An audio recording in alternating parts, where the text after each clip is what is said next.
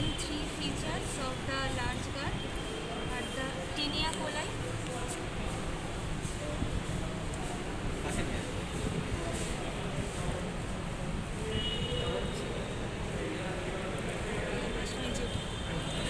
tinea coli, that is the longitudinal muscle coat which is ribbon-like structure forms the tinea coli, and the total length of the large gut is 6 feet, but the length of the tinea coli is 4 feet. Therefore, the large gut is sacculated. So the saccules, the entire large gut is sacculated, which is this is known as the sacculation or hostration. And another feature is the presence of fat-filled pouch with appendices epiploicy. These are the fat-filled pouch.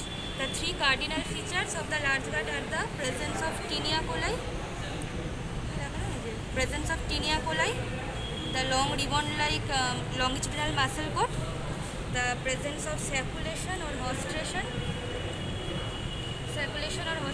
and appendices epiploicy. Now the site determination.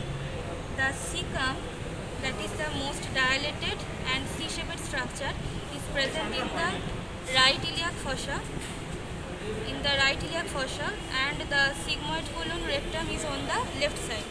So, and the right and left colic flexure, that is the hepatic flexure and splenic flexure.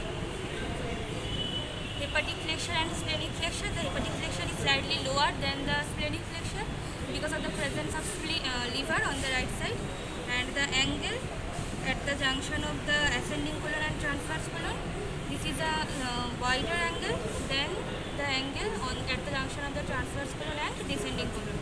And this is one acute angle because of the presence of phrenico-colic ligament